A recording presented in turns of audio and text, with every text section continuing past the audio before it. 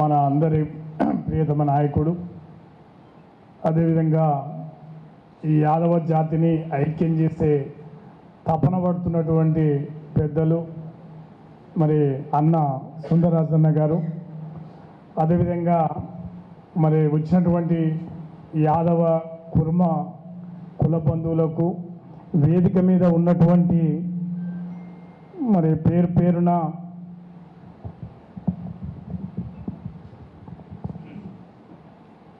ముఖ్యంగా అన్న బొంగు అశోక్ యాదవ్ గారు, మరి అనేక విషయాలు సోదరుడు కేకే గారు, మరియు కిషోర్ యాదవ్ గారు, జక్కుల శ్రీనివాస్ యాదవ్ గారు, గిరబోయిన రాజయ్య యాదవ్ గారు, జక్కుల రవీందర్ యాదవ్ గారు, బనుక సిద్ధరాజ్ యాదవ్, జక్కు రమేష్ యాదవ్ గారు, గద్ద సంపత్ యాదవ్ గారు, సంగ సంపత్ యాదవ్ గారు, ముంత రాజయ్య యాదవ్ గారు, వీరమల్ల సాయిచరణ్ యాదవ్ గారు, మేకల సంపత్ యాదవ్ గారు, మల్లయ్య యాదవ్ గారు, శంకర్రావు గారు, మరి అదేవిధంగా అన్న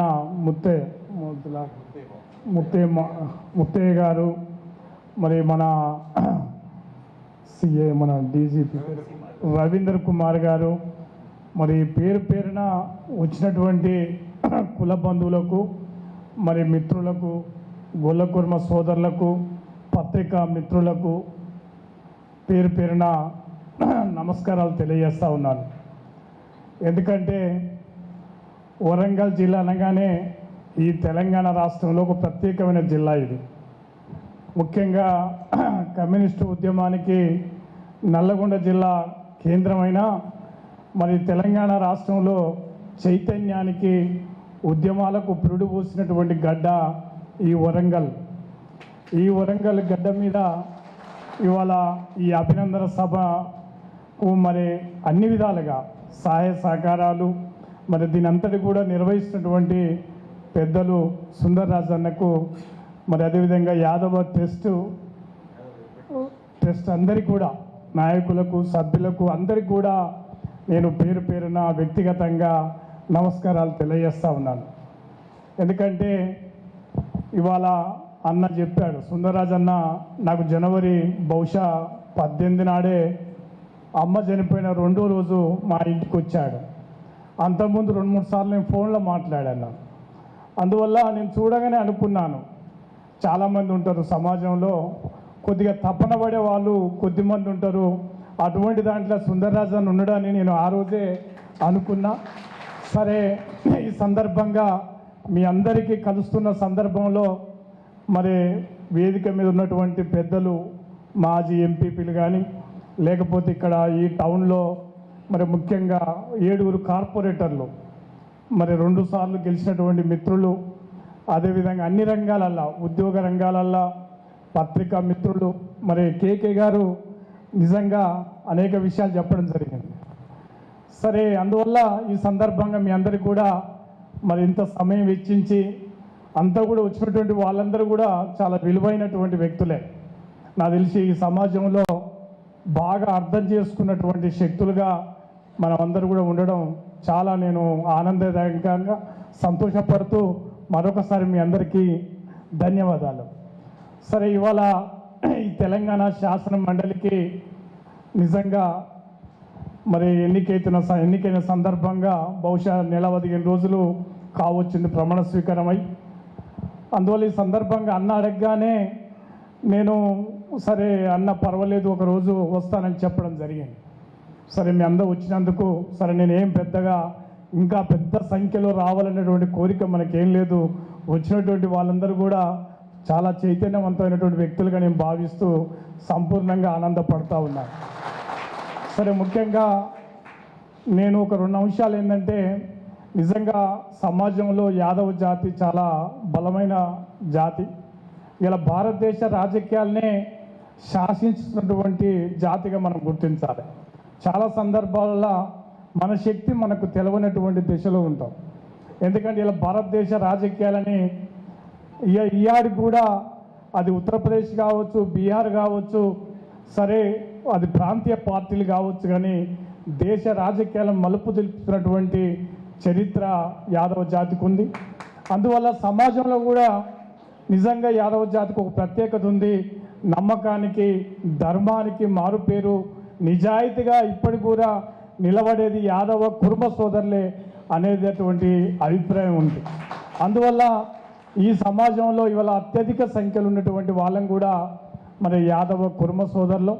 అందువల్ల ఈ సమాజంలో ప్రత్యేకమైనటువంటి జాతిగా మరి ఆ గర్వంగా మనం జీవించడానికి ఈ రాజకీయ ఆధిపత్యానికి అంకురార్పణ జరుగుతున్నటువంటి దశలో మనం ఉన్నాం. కాకపోతే సరే భారతదేశంలో కొన్ని రాష్ట్రాలల్లో, తెలంగాణ రాష్ట్రంలో చట్టసభలల్లో మనం వెనుకబడి ఉండొచ్చు, కానీ ఈనాడు కూడా సమాజంలో ఒక ప్రత్యేకమైనటువంటి గుర్తింపు ఉన్న జాతిగా మనం గుర్తించాం. సరే అందువల్ల మనమందరం కూడా మరి ఈ తెలంగాణ రాష్ట్రంలో కానీ భారతదేశంలో అత్యధిక జనాభా కలిగినటువంటి జాతిగా మరి మనం ఉన్నాం. అందువల్ల దీన్ని రాజకీయంగా, చదువుల, విద్య, అన్ని రంగాలల్లో మరి మనం ముందుకు పోవటానికి మన ఐక్యత దోహదపడాలి. ఆ రకంగా ముందుకు పోవడానికి ప్రయత్నం చేద్దామని ఈ సందర్భంగా గుర్తు చేస్తూ మీ అందరికీ కూడా అభినందనలు. సరే ముఖ్యంగా నేను నల్లగొండ జిల్లా మునుగోడు నియోజకవర్గానికి చెందినటువంటి వ్యక్తిని. నేను నిజంగా నేను చదువుకున్న దశలోనే మా గ్రామం అంతా ఫ్యూడల్ స్వభావం, అంటే సమానంగా కూర్చున్నటువంటి గ్రామం కాదు. యాదవులు అనగానే, ఇతర కులాలు బీసీలు అనగానే రెడ్ల ఆధిపత్యం ఉన్నటువంటి ఊరు మాది. ఆ దశలో నేను చదువుకుంటున్న దశలోనే ఆ రకమైన వ్యతిరేకతతోనే మరి నిలబడడం జరిగింది. ముఖ్యంగా నాడు మరి చదువుకున్న దశలో ఆ సమాజంలో నిజంగా ఎంత అవమానం ఉంటుందో మనం అనేక సార్లు ఆలోచిస్తాం. ఎందుకంటే సమానంగా మన పిల్లలను కానీ, మనకంటే పెద్ద వయసు ఉన్న వాళ్ళని కూడా మరి సమానంగా గౌరవించినటువంటి జాతిలో మరి నిలబడుతున్న సందర్భంగా మరి ఆ దేశంలో ఆనాడు ఫ్యూడల్గా ఉన్నటువంటి శక్తులకు వ్యతిరేకంగా మనం ఆనాడు నిలబడడం జరిగింది. సరే మాది రైతు కుటుంబం, సరే అంత బలహీనమైనగా లేకున్నా కానీ ఇతరులు జరుగుతున్నటువంటి అభిప్రాయాన్ని బాగా నేను గమనం తీసుకొని ఆ రకంగా గ్రామాలల్లో మరి నిలబడుతున్నట్టు ఆ సమాజం ఆ టైంలో అట్లా ఉన్నది.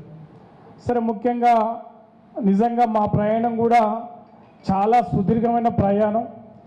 మరి ఆనాడు 83 ఎన్నికల్లో మాకు, అంటే మేమంతా కూడా కమ్యూనిస్టు పార్టీ కూడా లేనటువంటి గ్రామం. కనీసం జెండా, ఎర్ర జెండా పార్టీ కట్టలేని దశలో ఉన్నటువంటి గ్రామాలల్లో మేము ఉన్నాం. అంటే నిజంగా ఏదో ఇతర పార్టీ వాళ్ళు ఉన్నారు, నాయకులు ఉంటే వచ్చినటువంటి సందర్భం కాదు. ఆ గ్రామాల కమ్యూనిస్ట్ పార్టీ లేదు. ఏకదాటిగా ఉన్నటువంటి ఏకచక్రాధిపత్యంలో ఉన్నటువంటి గ్రామాలల్లో మరి ఆనాడు చిన్న వయసులోనే ఈ వ్యవస్థ నిజంగా ఈ పదవులు వస్తాయనో, నేను ఎమ్మెల్సీని అయితేనానో, లేదా జిల్లా పార్టీ కార్యదర్శిని అయితేనని కమ్యూనిస్ట్ పార్టీకి ఆలోచించలే. కనీసం వ్యవస్థ ఏంటి, ఇంత సమానంగా లేదు. ఒక మనిషి ఆధిపత్యంగా ఉన్నటువంటి దిశలో ఆనాడు గ్రామాలల్లో పార్టీగా నిలబడడం జరిగింది.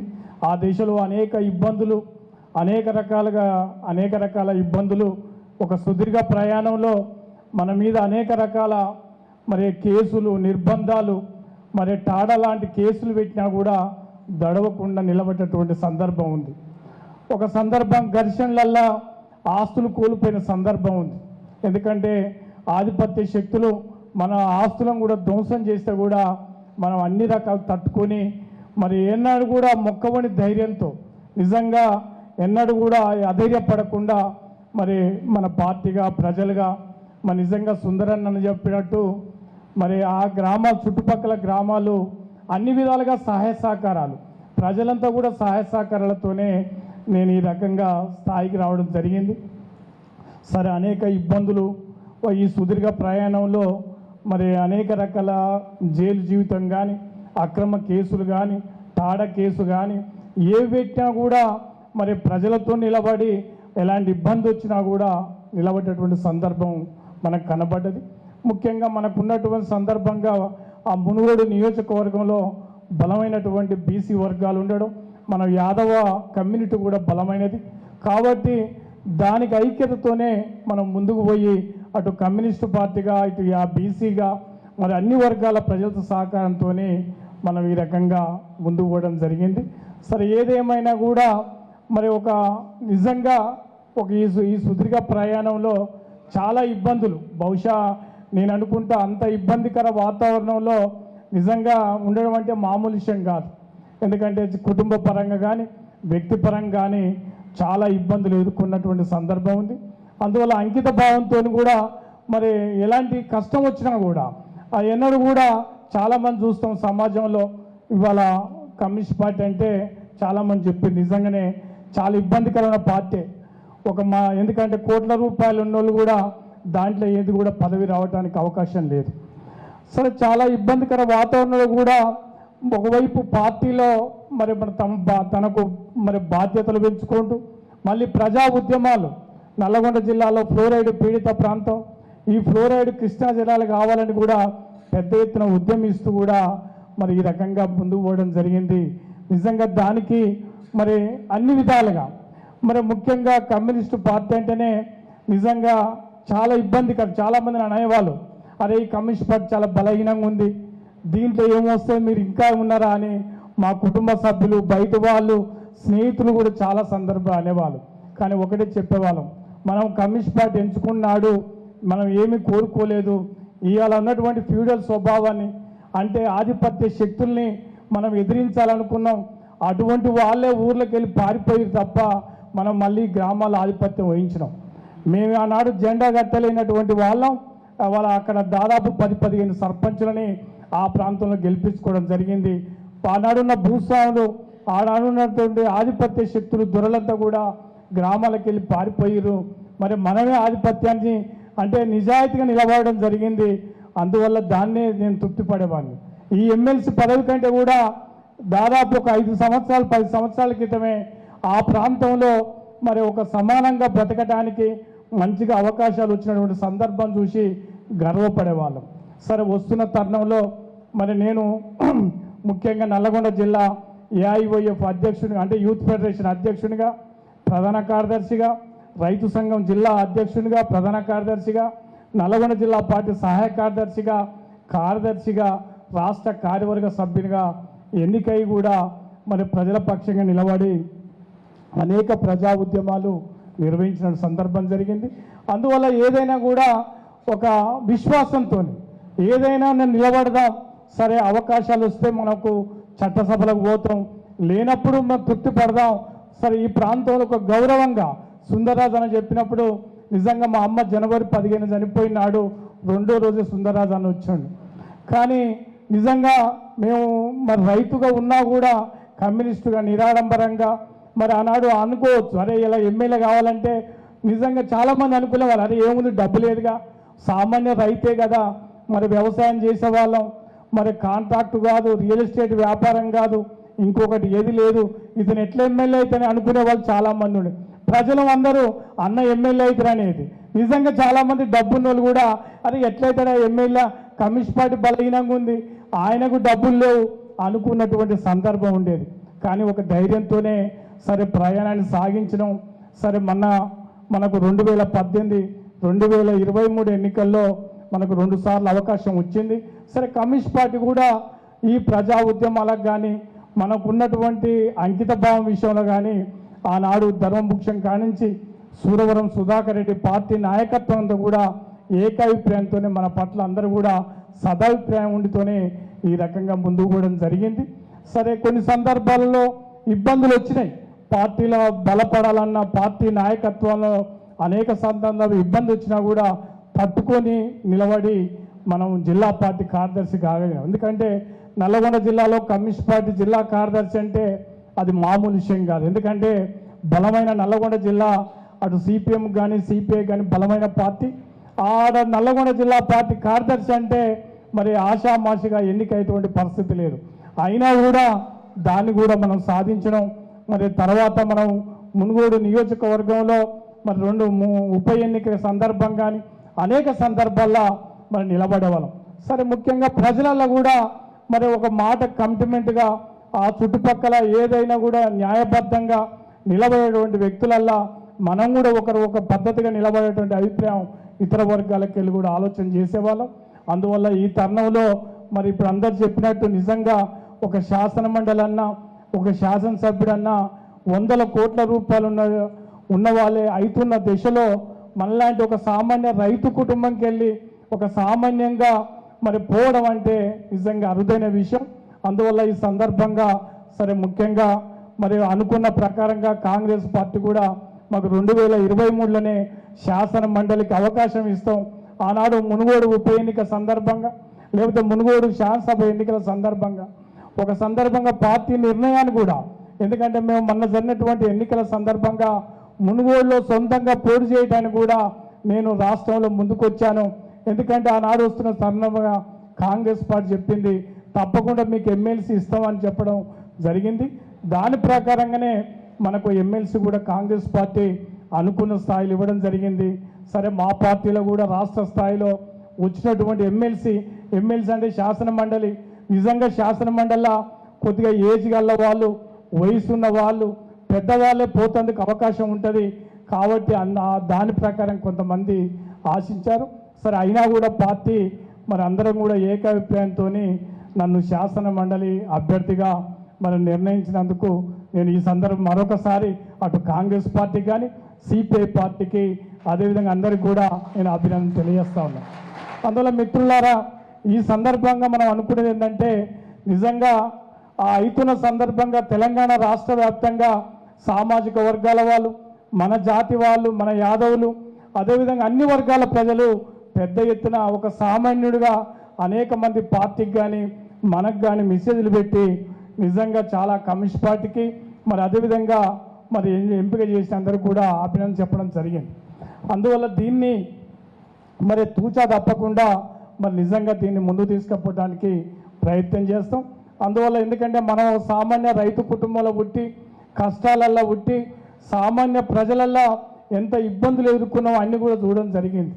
చాలాసార్లు మేము ఒక 2-3 సంవత్సరాలు మరి చాలా ఇబ్బందులు పడి, అదేవిధంగా సోదరుడు చెప్పినట్టు పాదయాత్రలు, ఫ్లోరైడ్ సమస్య మీద, లేకపోతే అనేక ఘర్షణలల్లో సామాజిక సోయి తెలంగాణ ఇప్పుడు మనం మరి ముఖ్యంగా ఆ మునుగోడు నియోజకవర్గం కానీ నల్లగొండ జిల్లాలో సామాజిక ఉద్యమాలలో కూడా మన పాత్ర నిర్వహిస్తూ ముందుకు పోవడం జరిగింది.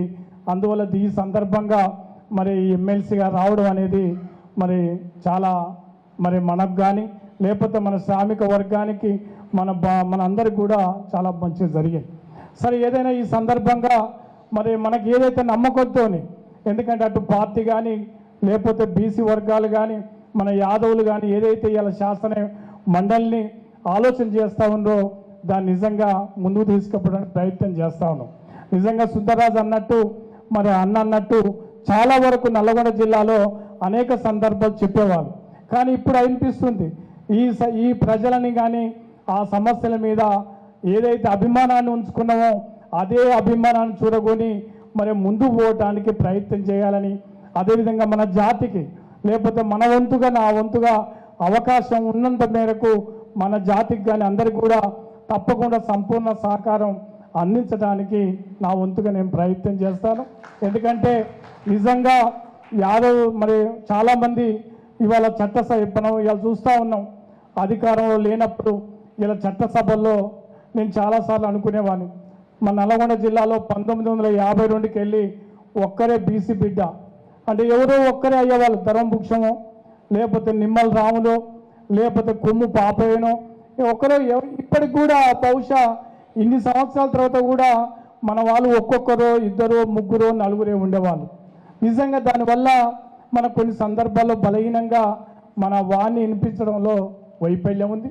అందువల్ల రాబోయే కాలంలో ఇవాళ మరి భారతదేశంలో కానీ తెలంగాణ రాష్ట్రంలో అనేక రకాలుగా మార్పులు వస్తూ ఉన్నాయి. ఇవాళ కాదనుకున్నటువంటి దిశలో కూడా కులగణన జరుగుతూ ఉంది. రాబోయే రోజుల్లో భారతదేశ వ్యాప్తంగా మరి కులగణన జరుగుతున్న ఈ దిశలో ఒక సామాజిక చైతన్యం ఇలా ప్రబులుతూ ఉంది. ఇష్టం ఉన్నా లేకపోయినా రాజకీయ పార్టీలు ఈ కులగణన చేయవలసిన దుస్థితి మరి ఆవశ్యకత ఈరోజు ఏర్పడ్డది. కాబట్టి రాబోయే రోజుల్లో మరి బీసీల చైతన్యం కానీ సామాజిక ఉద్యమాల పాత్ర పెరిగేటువంటి అవకాశం ఉంది. అందువల్ల ఇలా జనాభా వాటా ప్రకారంగా రాజకీయ వాటా అడిగేటువంటి దిశలో ఉన్నది. ఈ చట్టసభలలో కూడా తప్పకుండా యాదవులు కానీ బీసీ బిడ్డలు పెద్ద ఎత్తున రావటానికి ఒక అవకాశం, అనుకూల వాతావరణం ఇలా కొనసాగుతూ ఉంది. గతంలో మాదిరిగా ఇలా లేదు. అందువల్ల ఈ కులగణంతో భారతదేశంలో వచ్చినటువంటి మార్పులకు అనుగుణంగా మరి మనం కూడా విద్య విషయంలో కానీ ఉద్యోగ విషయంలో కానీ ఐక్యత విషయంలో అప్రమత్తంగా ఉండి ఇతర వర్గాలను కూడా కలుపుకోవాలి. రాజకీయ అధికారం అంటే కేవలం మన వరకే పరిమితమైతే చట్టసభలల్లో మనం పోలేం. ఆయా గ్రామాలు కావచ్చు, మండలాలు కావచ్చు, నియోజకవర్గాలలో ప్రజల అభిమానాన్ని చూరగొంటేందుకు మన పాత్ర పెరగాలి.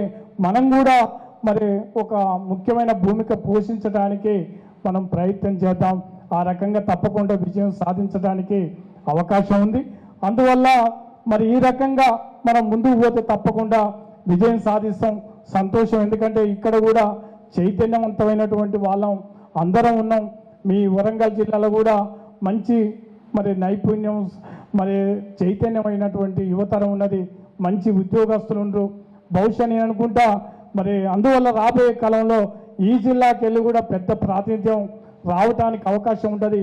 అన్న సుందర్రాజ్ అన్న మరి మన ఎమ్మెల్సీగా పోటీ చేసినప్పుడు కూడా ఈ 3 జిల్లాల వాళ్ళు నాకు తెలిసిన నల్లగొండ జిల్లా కానీ ఇక్కడ కానీ అందరూ కూడా పెద్ద ఎత్తున సరే దానికి పరిమితమైనటువంటి మనకు ఎన్నిక కనుక కొద్దిగా ఇబ్బంది అయింది. అయినా కూడా అన్నను కూడా అందరూ గౌరవించారు. సరే ఆ గొప్ప విషయమే, మనం ఏం పెద్ద ఇబ్బంది పడొద్దు. మరి అందువల్ల రాబోయే కాలంలో మంచి అవకాశాలు ఉంటాయి. అందువల్ల ఈ సందర్భంగా మరి మనమందరం కూడా మరి ఏ రకంగానైతే నేను ఏమనుకుంటుంటే మరి నిజంగా ఎమ్మెల్సీ విషయంలో కూడా మరి పోటీ అంటే ఇంకొక కమిటీ జరుగుతున్న సందర్భం కూడా నేను 3 గంటలకు మా వాళ్ళకి కానీ కుటుంబ సభ్యులు చెప్పడం జరిగింది. సరే మనకు ఎమ్మెల్సీ వచ్చినా రాకపోయినా నిబద్ధతతో నిలబడాలి. మనం దానికోసం వెంపర్లాడవలసినటువంటి అవసరం లేదనేటువంటి సందర్భంగా ఉన్న వాళ్ళం కాబట్టి దాన్ని ఆ రకంగా వచ్చింది. సరే దీన్ని కూడా మరి ఇప్పుడు ఎప్పుడైతే ఈ మా నల్లగొండ జిల్లాలో మనకు ఎమ్మెల్సీ రాకముందు ఎట్లయితే ఉన్నామో ఇప్పుడు కూడా ఆ రకంగానే ఉండి ప్రజల పక్షంగా, సామాన్య ప్రజల పక్షంగా, సామాన్య జనం పక్షంగా నిలబడదాం. అదేవిధంగా మన తెలంగాణ రాష్ట్రానికి మరి యాదవులకు కానీ బీసీలకు కానీ అణగారిన వర్గాలకు అది పీడిత ప్రజలు కావచ్చు, నష్టాలు కానీ కష్టాలు పడే జనానికి తప్పకుండా వాళ్ళ కష్టాల పాలు పంచుకుంటేందుకు నేను ప్రయత్నం చేస్తా. మరి కేకే అన్నట్టు శాసనసభలో మన గతంలో అనేక మంది ఉద్దండులు ఉన్నటువంటి కాలం మరి నిజంగా నోన్ నర్సు లాంటి వాళ్ళు కూడా గట్టిగా మాట్లాడేవాళ్ళు. కాబట్టి మనం ఏదైతే వానుందో ప్రజల పక్షంగా తప్పకుండా ఉంటా. ఏదైతే నా మీద ఆశ పెట్టుకుందో ఆశను ఒమ్ము చేయకుండా మన వైపు, మన సమాజం పట్ల, మన జాతి పట్ల, మన వర్గాల పట్ల ఆ నిబద్ధతతోని నేను పనిచేస్తాను. నేను కష్టాలకెళ్ళి, కన్నీళ్ళకెళ్ళి, పేద రైతు కుటుంబాలకెళ్ళి వచ్చినటువంటి వాడిని. అందువల్ల నేనేదో పెద్ద ఇతర వర్గాలు నాకు లాబింగ్ లేదు. ఎందుకంటే మా కుటుంబం రాజకీయంగా మా ఫాదరు రాజకీయంగా ఉన్నవాడు కాదు, లేకపోతే మేము సర్పంచులము లేకపోతే ఎమ్మెల్యే కుటుంబాలకు వెళ్ళి వచ్చినటువంటి వాళ్ళం కాదు. చాలామంది ఏంటంటే రాజకీయాల కుటుంబాలకు కొద్దిగా పేరు ప్రతిష్టలు ముందుంటాయి. కాబట్టి మన కష్టం అంతా కూడా నెమరించుకొని చిన్నతనంకి వెళ్ళే ఈ సమాజంలో ఈ ఫ్యూడల్కు వ్యతిరేకంగా, భూస్వాములకు వ్యతిరేకంగా, దొరలకు వ్యతిరేకంగా వచ్చినటువంటి వాళ్ళం. ఆ క్రమంలో అనేక కేసులు, నిర్బంధాలు, ఇబ్బందులు, ఆస్తులు ధ్వంసమై నష్టాలు పడి కష్టాలు చూసినటువంటి వాళ్ళం కనుక తప్పకుండా ఈ సమాజానికి అంకితం అవుతాని ఈ సందర్భంగా గుర్తు చేస్తూ, సరే ఎక్కువ సమయం లేదు, మరి మన ఏ సమయం ఉన్నా సార్ నాకు ఉన్నటువంటి సందర్భంగా నేను నల్లగొండ జిల్లా అయినా కూడా మన వైపు కూడా అది ఏ సహకారం ఉన్నా నా వైపుకి వెళ్ళి తప్పకుండా నేను ఏ ఒక్క మిత్రుని కూడా అది నా వైపుకి వెళ్ళి సహకారం ఉంటుంది. నా వైపుకి వెళ్ళి ఎంత అవకాశం ఉంటే అంత చేయడానికి నేను ప్రయత్నం చేస్తా. ఈ సందర్భంగా వరంగల్ జిల్లా, ఉమ్మడి జిల్లా మరి అందరూ కూడా యాదవ కుల బంధువులకు కానీ, కుటుంబ సోదరులకు కానీ, ఇతర బీసీ బిడ్డలకు కానీ, పత్రికా మిత్రులకు కానీ ఎవరికి కూడా నా వైపుకి వెళ్ళి ఎంత అవకాశం ఉంటే అంత తప్పకుండా సహాయ సహకారాలు అంకిత భావంతో పనిచేస్తానని, మన జాతికి గర్వించదగ్గటువంటి పాత్ర నిర్వహిస్తానని ఈ సందర్భంగా గుర్తు చేస్తూ ఈ అభినందన సభకు మరి మీరు వచ్చినందుకు అన్న సుందర్రాజ్ అన్న మరి నిర్వహించడానికి మరి నిజంగా అన్ని సహాయ సహకారాలు అందించినటువంటి వేదిక మీద ఉన్నటువంటి పెద్దలకు పేరు పేరున నేను నమస్కారాలు తెలియజేస్తూ మీ అందరికీ కూడా మరొకసారి అభినందనలు, నమస్కారాలు తెలియజేస్తూ ముగిస్తున్నాను. థ్యాంక్ యూ అన్న.